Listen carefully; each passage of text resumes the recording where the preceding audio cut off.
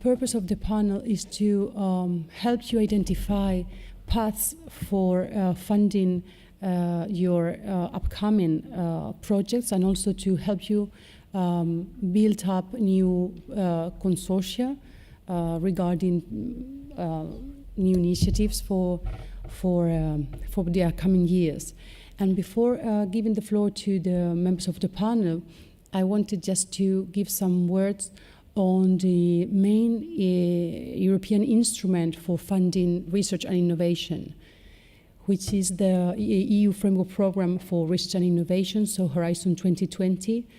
As you surely know, Horizon 2020 is the biggest framework program ever, with nearly 80 billion euro of funding available in the upcoming years, so up to 2020.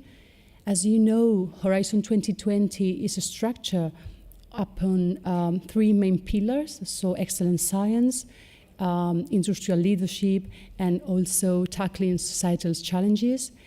And it seems that up to now, a very common practice for digitization stakeholders was to look at ICT calls, but maybe given the focus and structure of Horizon 2020 in comparison with previous framework programs, so for instance, the 7th framework program, we may open our minds and also broaden our searches. So just not to focus on ICT calls, but also broaden our searches in order to find the right opportunities for our new projects.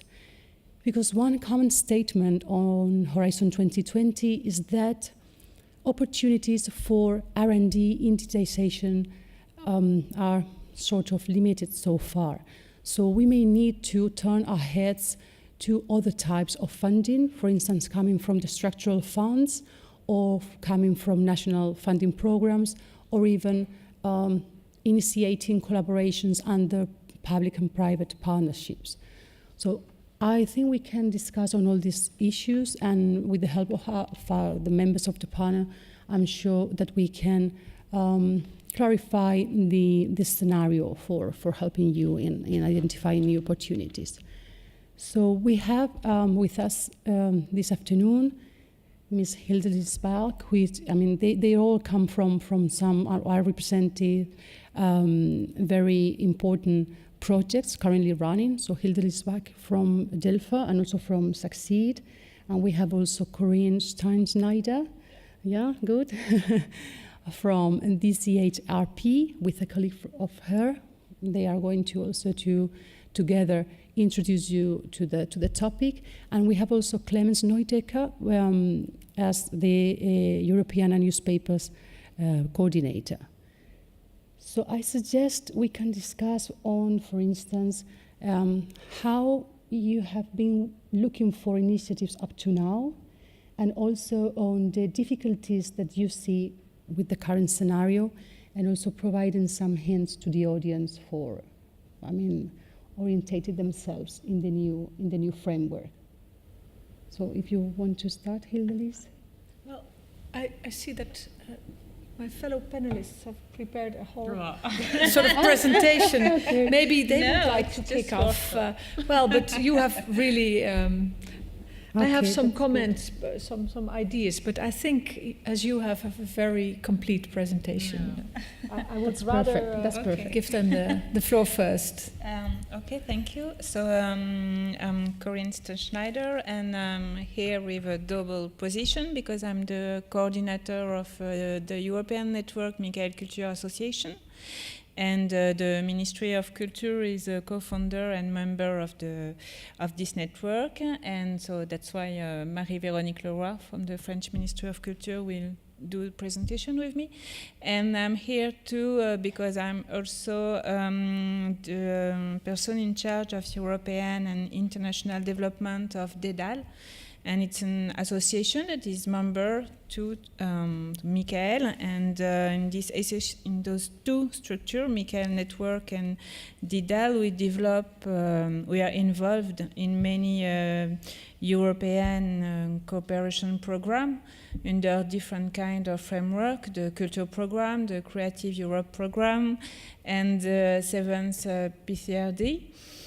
We participate to the Athena Plus project. I don't know if you know this project, and we just finished DCH-RP project.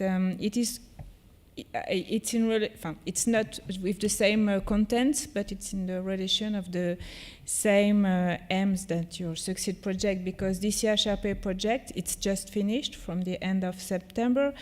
It's a project about digital cultural heritage and about a roadmap for preservation. The idea was to define the new users, the new needs, and to define a roadmap for the e-infrastructure, for the political level, and for the professional of museums and institutions. And so now we are at this new point of the new European programs, and we are thinking about the future, as you do, I think. And our first observation is that this Horizon 2020 is one of the possibility first, but I think that we all have to have a transversal look on all the European programs, because there is a different kind of possibilities, not only in this program. It's the most important one for us in regard of the budget of the projects, but there is also other European programs that could be interesting, I think. But into the Horizon 2020 program,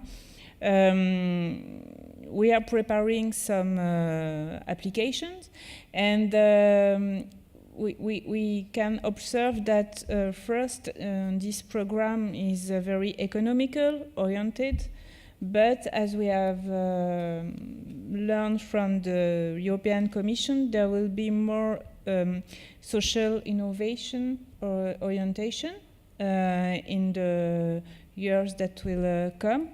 And the role of humanities is very important, because it's new in this kind to have this emphasis on the role of humanities in this kind of program.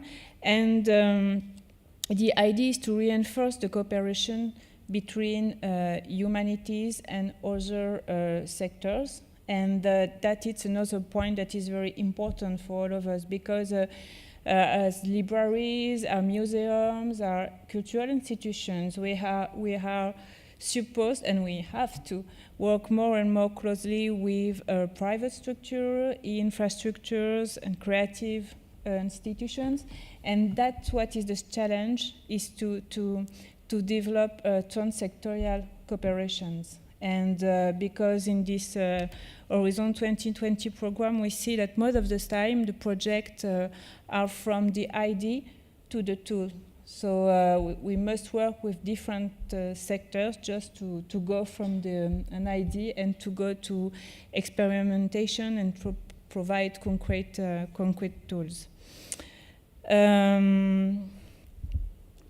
Yes, I just to finish, I just wanted to speak about two calls that could be interesting, I think, for your sector, for our sector, but for the libraries. The first one is the ICT 19, and the deadline will be in April. This is a call about technologies for creative industry, social media, and convergence, but it means that the objective of the call is to foster new or emerging technologies for digital content creation and to unlock complex information and media and interacting with them. It means that as a content provider, libraries and museums and archives can be partner to this kind of project. And the proposal will focus on web application, and for example, or tools or services for different kind of creative professionals. So I think this is very interesting for you to have a look on it. We are thinking about a project our idea is to work on a web application for search, visualization, and distribution of digital cultural content, dedicated to researchers and professionals of culture. And we would like to develop a partnership between libraries, museums, and different kind of institutions in the cultural sector. And there is another quite different call that I think is quite interesting. Is Reflective Society 6, and this one is very focused on this question of for the sector of humanities, and it's more a research call, because the first one is more from research to industrial or technological proposal, and the Reflective Society 6 is very focused on this question of research. And it's about cultural heritage and European identities. So it's the idea of the call, that we don't have any project for the moment, but I think we'll think about it. But the scope of the project of the call is to support and promote access to digital heritage resources available in scientific collections, archives, museums, libraries, and cultural heritage sites as part of research and innovation. So I think that this kind of call could be interesting for the following of your Succeed project. And now we'll leave the floor maybe to Marie. Yeah. Yes, please. Yes, thank you, Corinne. So I'm from the Ministry of Culture and Communication in France, Marie-Véronique Leroi. Before giving an output on the future, maybe I will give you a brief look into the past to evocate our participation in many projects in the last 10 years about digitization, best practices and standards in access to digital content. Mainly thanks to some projects like Minerva and Michael. So Corinne is from the Michael Culture Association. So this one was one of the first major initiatives about accessing to digital content in a multilingual way. So after this project, the Ministry of Culture has founded this association, and we have been involved in many European projects ever since. So Athena, Linked Heritage, Athena Plus. All these projects has a main focus on how to access in a standard way to the digital content. And from the expertise of the ministry, we also gave the focus on semantic web technologies in order to access in a multilingual way to the content. So it is linked to what is going on at national level for digitization, because at the ministry we had a national digitization program, which was funding some 100 projects from the cultural institutions, so libraries, archives, museums, and other associations or private collections where there are no IPR issues on the collections. So this is not massive digitization plan, but more some selection of specific content that could be relevant for some events. Now, this year, this digitization program has been reduced, like every budget reductions. But in 2014, it was important because, as you know, there was the commemoration of the First World War. In the context of Europeana, we also had La Grande Collecte, so the big collection of heritage documents about the war. And we had a digitization plan about the military registry, matriculation registries. So now we are more focusing our budgets and digitization program on innovative and cultural digital services. So in a way, this is a manner to foster the cooperation between cultural institutions and also private partners in order to focus on the use and the application reusing already digitized content. So it's more about focusing on the innovative aspects of the use and application rather than digitizing. We involved the ministry within the Miguel Cultural Association in order to participate to Horizon 2020 programs, but it will be more thanks to the Miguel Cultural Association rather than the ministry itself. So, as Corinne said, we are focusing on all the mentioned calls. Yes. Thank you very much, Marie. And Hildelies, if you want to add something on hints for the audience. Yes, thank you. Thank you very much for your overview of opportunities. We have, of course, I'm here because I represent both the Succeed project and the Center of Competence, I suppose, and also, of course, my own library, the National Library of the Netherlands. We have also been looking into Horizon 2020 and funding opportunities, but I would rather like to share with you a lesson learned over the years of doing European funded projects. FP7 was a very rich framework for libraries. And there was a lot of funding. These were really the fat years. We've done very wonderful projects, both in digitization, like the Impact Project and the subsequent Succeed Project, and in preservation, like the Planets, the Scape Project, many others. Wonderful years, wonderful cooperation, many partners extended our network. It's been invaluable for us. This time is over, but over the years we also found that the tools we developed in these projects were very hard to implement in our own workflow, or even worse, to get them to our users, because that is what, for whom we're doing all this, to improve the experience and the use of our content. And we found that we were more and more interested in the implementation of tools, and the little gap that kept us, or sometimes the big gap, from using these tools, from the production of these tools to using them. And we now tend to focus more on that. And this was not entirely the fault of the project that produced tools that were not even beta, not even a prototype. It's not that alone. It's also our libraries having hung back a little bit and having to focus on mass digitization and getting all these millions of pages out there, for instance. So now we focus on this gap more and more.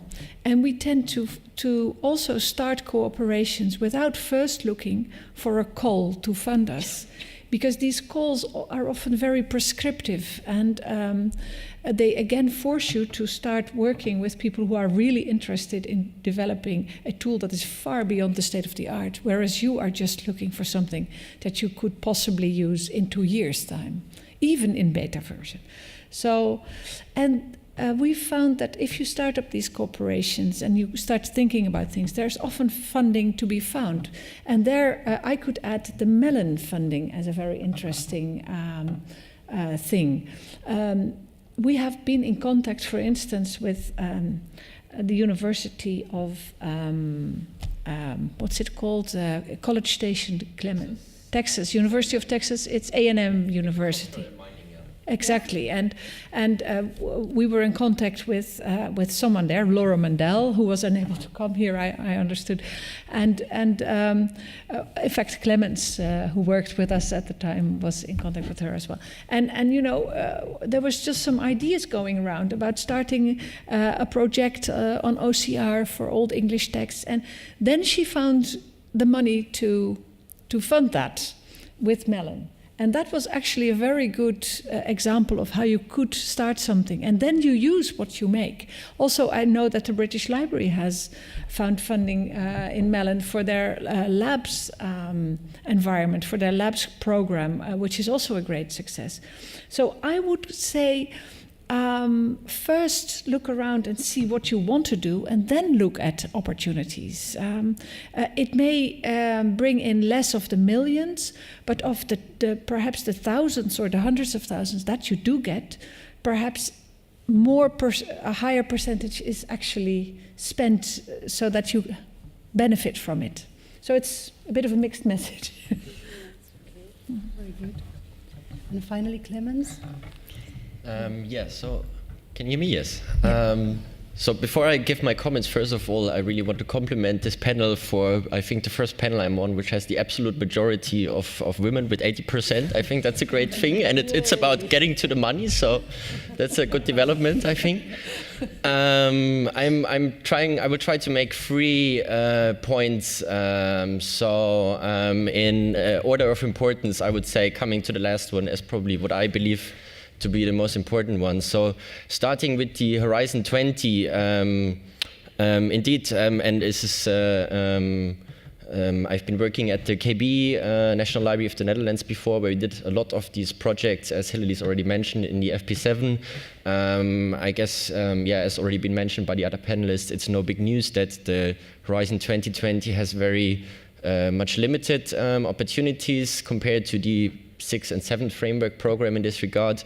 The reflective societies has already been mentioned, the 6. I would also probably add the reflective 5, which is about war memories, which is a rather content-focused call, and in that regard is maybe more suitable if you really want to do like these traditional projects like they have been in FP7 and FP6. But from my personal feeling, there's a big competition already now going on, and these calls will probably be very, very highly oversubscribed. And we're speaking then of, in the last round of FP7 in a similar call, I think it was about 15 to 20% acceptance rate, so it's going to be definitely, quite definitely even less in these calls. There is if you're interested in this new emerging trend, digital humanities, there's just been added, I think, very recently, Reflective 11, Reflective Societies 11, which is about the impact of social sciences and humanities. So there are some opportunities in this area, but this is not so much really, again, a content call, which is about either digitization or aggregating content or producing tools on a European level. It's, again, as also Reflective 6, much more about the creativity, the aspects of reuse and changing, really, societies. So this is the first thing I would like to mention. The second thing is something that I keep on hearing from the European Commission on all kinds of levels. If you want to get funding for traditional digitization in libraries, museums, archives, the Commission now always recommends this structural fund. So this is something that needs to be implemented on a national level. So you need to lobby for that kind of funding with your national governments. But there is the opportunity, and even in Germany, for example, we get funds for digitization from this program. There's other countries which very successfully claim funding for digitization from this program. I believe, if I'm not mistaken, Spain is one of them.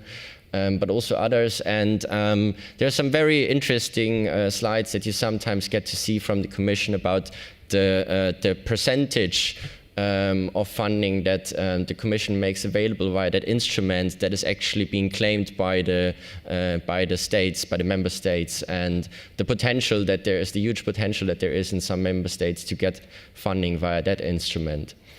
So this would be the second point, and the third point, and this is where I would more or less completely second what Hildelies already said. There is definitely a trend, and I'm playing devil's advocate here a bit because I've been working on large-scale European projects like ImpactScape before, but which I believe is not a bad development necessarily to scale down these projects and activities. So not necessarily do the 5-10 million European projects with 4 or 5 years, very hard to organize, very hard to plan. Things are moving fast, especially in the ICT sector. But look at small, agile partnerships. There are very good opportunities, sometimes even beyond the European Horizon 2020 mechanisms for bilateral collaborations.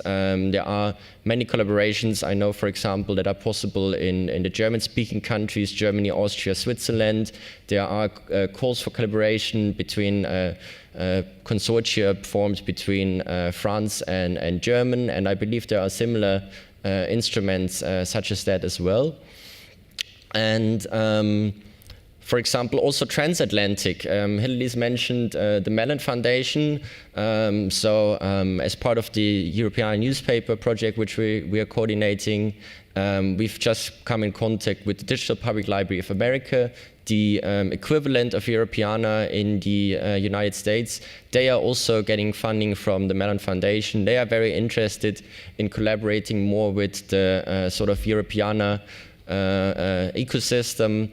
There is Gates and Sloan Foundation that provide funding for digital learning materials. So if your institution is sort of providing or thinking about providing such materials for education, for schools, for not so much the scholarly research, there are opportunities to go into those funding instruments.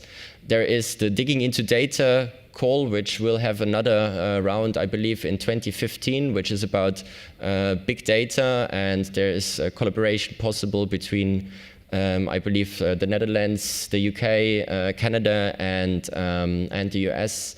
There is, on a European level also, I think Corinne mentioned, there's other instruments, Marie Curie, there is the Cost Action, which is an interesting instrument, very agile, which provides an open call. The next one will open 1st of January 2015, where you can get rather small-scale funding just for bringing people together, for having workshops, for having brainstorming meetings. It will cover travel costs. It will not cover a 4-year project plan. But that's small, interesting pieces of the puzzle that provide, I think, interesting opportunities. Okay. So thank you very much, Clemens, for your clear views. Also, thank you all for your inputs here. Yeah, the thing is that we have some remaining time to, to group yourselves in common interests and trying to discuss on concrete opportunities for new consortia and new projects. So if you have already identified any interesting initiative from the panel or also from your own work, you can just discuss and reflect on the concrete cooperation initiatives amongst yourselves before the coffee break. So this is up to the floor. If you think you're ready to discuss already on concrete proposals or in concrete cooperation with any other member of the audience, we will be happy to help you with this. Yeah. Yes. So Rafa, you can come up and share your views. Is this working? Yes. Okay. I think this is a good opportunity to meet people who may share interests in for future projects, or as Clemens, very clever. That was a very clever, and Hildelies. They both, I think, they said it is good to start cooperation between looking for funding. So I think it's a good opportunity to meet together people with possible common interests in some topics and discuss if we have if we see a line for cooperations. For instance, I'm just thinking now, but we have been talking for a long time about linked data, open data, and I think there are still opportunities to work in that direction, because there is little work done in that. Maybe some people claim, okay, it's too difficult, or if it didn't happen, it's because there are some problems. But for instance, if there are people in the audience interested in that topic, I would like to listen and know about the experience of others, about if they had experience with users that may, what kind of services or what kind of ideas they would like to be implemented, or people who have done some research on that and they would like to share, okay, this is a very difficult task, or we could go in that direction. So for instance, that's one topic. Maybe some other, I don't know. I would suggest that if there are people who have some topics, if we identify some topics that could be interested for future cooperation, that we have now a good opportunity to meet and to talk about it. Maybe with coffee. That's not. Maybe this is not the room to move chairs around, but so maybe with coffee is a good idea. I don't know what you think. If you're interested, I will be happy to do that. So it's. Yes. Sure. The idea that just was mentioned by Corinne, is to bring together, in fact, data from the different fields. And when I see from my own experience, I have a multimedia company working in digital heritage, and we make 3D, but for making that 3D and for also putting the story behind the 3D, we do a lot of research. So we come a lot in transcribed documents and etc. and so on. So I think at this moment we're very much focused indeed on different topics, digitization, libraries, and etc. There are all distinct fields. But in practice, when we do these kind of projects, they need to come together. And every time I've done that, in fact, it was bringing up very interesting European stories. So why don't we try, in fact, from the different domains, we have a lot of digitized environments, digitized buildings, landscapes, objects, but also from documents, stories, information, manuscripts, drawings, whatever, to in fact bring that together and make a kind of, I would say, European stories project. Is that an idea? Is that Europeana? No. No, it goes much further than Europeana, much further. Because it is not about just putting some resources there that can be found. It is about actively building, making accessible European stories through different means, through documents that you can, manuscripts that you can read, 3D that you can see. Let me give you one example to just focus idea. I've done a 3D reconstruction of a part in Belgium, and we found a description of that in Froissart, which is a very detailed description of that scene. We brought that together with the University of Sheffield, etc. We found a beautiful story, and I can give you several examples of that. That's what I mean. But then you would be able to walk through it in 3D, but you bring together stuff from libraries, stuff from archives, stuff from archaeology, etc. Does that ring a bell here in the audience? Well, no, maybe one, but it rings a bell for me in regard to one project that has been running in my library, in the Berlin State Library, which is about the World War I, and which is continued now in this Reflective 5 call, where actually a number of projects together, but these were all, unfortunately, Europeana, well, not unfortunately, but these were all Europeana projects where collections have been digitized in different cultural institutions, but also where people were invited to so-called Europeana, I don't know what it was actually called, but where they could bring their own cultural artifacts and tell their stories, and those would be recorded, and there would be a thematic portal which would bring all these resources together, and also use of those resources in education, for example, in schools, and thereby enriching them further. I think this was a very interesting combination of bringing various sectors and activities together, and also of involving really the public, not just the scholarly public, but just the general public. Everyone has parents and grandparents, and in Europe we share this common history. I like the idea, but apart from the Reflective 5, I just don't see the funding for it right now. But maybe there can be funding for such a thing indeed. Well, in fact, this kind of it's quite close. What your idea is quite close to this storytellings and digital storytellings. projects that are more and more developed, and it's very linked to this big challenge that is the citizenship participation.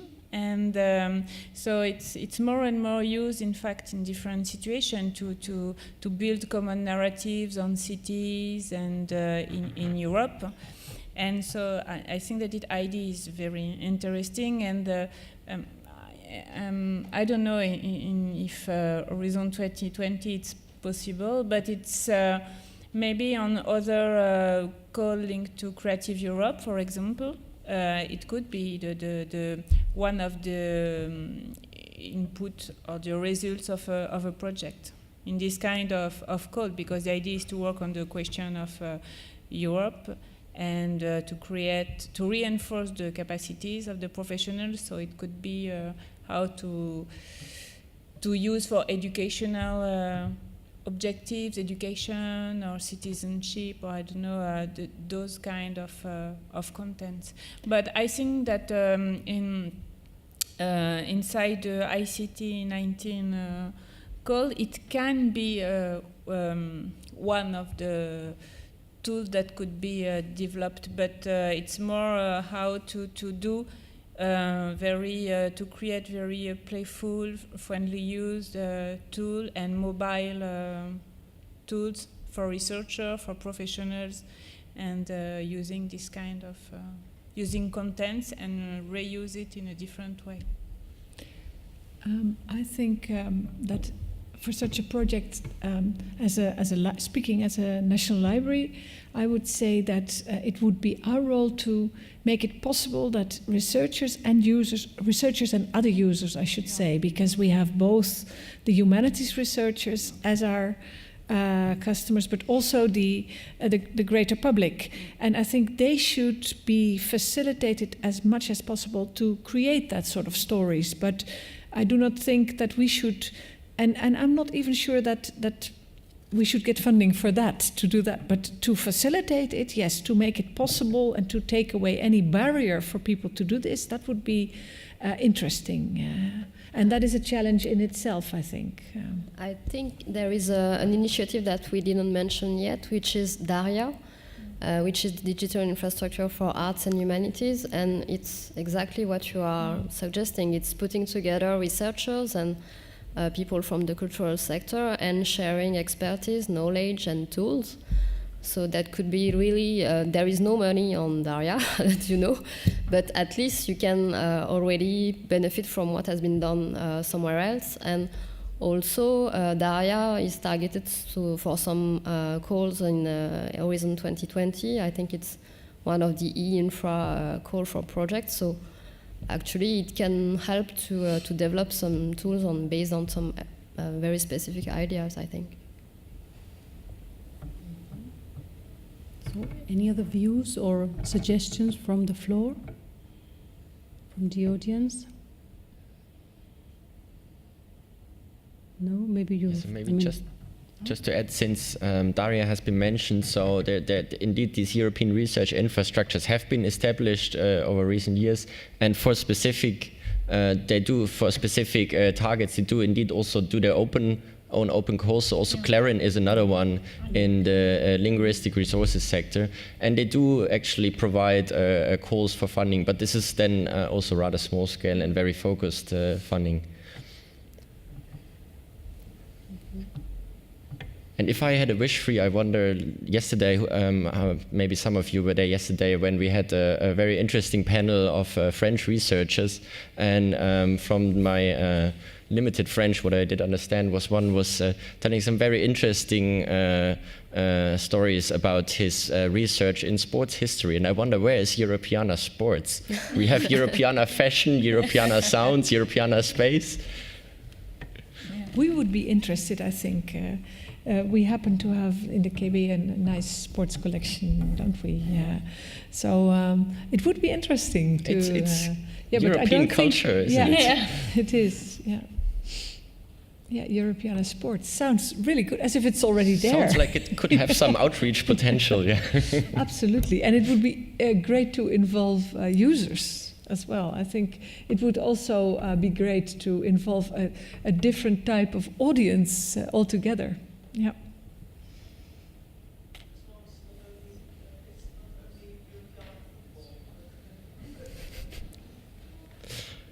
Well, it could be table tennis or ice skating as well. Ice skating as well, Katrien. If that's what you mean. And table tennis.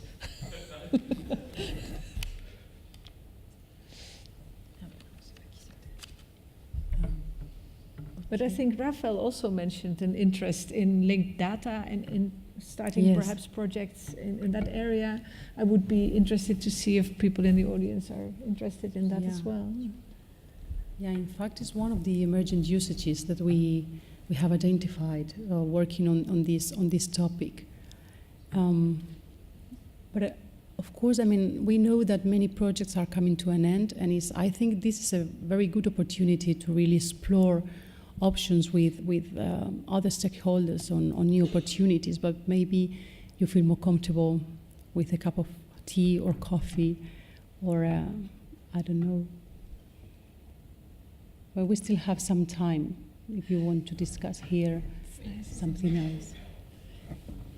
If you think of ending, we should first go through Elko's thing and see if everything's there. That's what he does. Sorry, he makes this thing, Elko, and then at the end of the discussion, normally he, the moderator, would go through it and say, here's the whole picture, is everything there?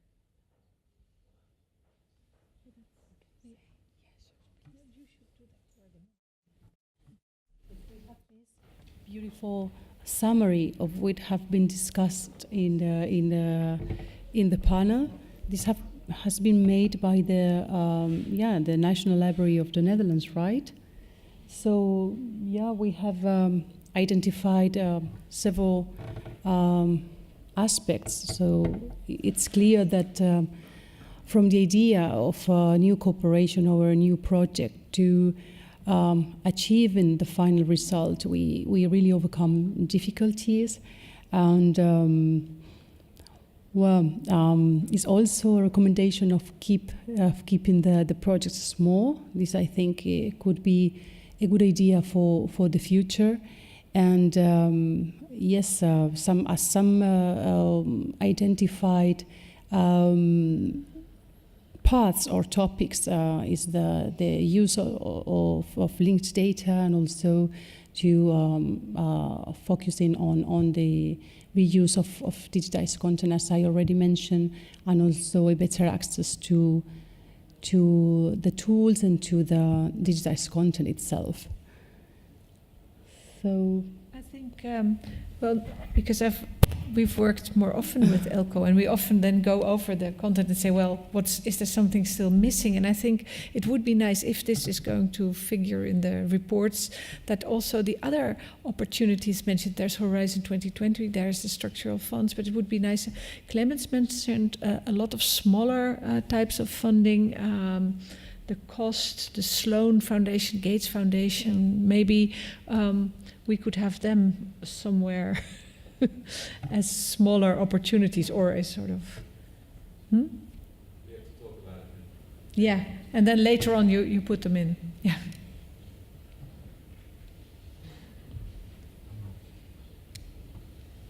Okay, I think it's time for closing, and again I thank you very much for your attention, and I thank you very, very much the members of the panel for your views and for your help. And even if we don't discuss now on further opportunities, I hope that the information that we have shared with you, and especially the members of the panel, can help you in identifying and discussing later on new paths for funding your upcoming R&D projects and in digitization and related fields. So, thank you very much.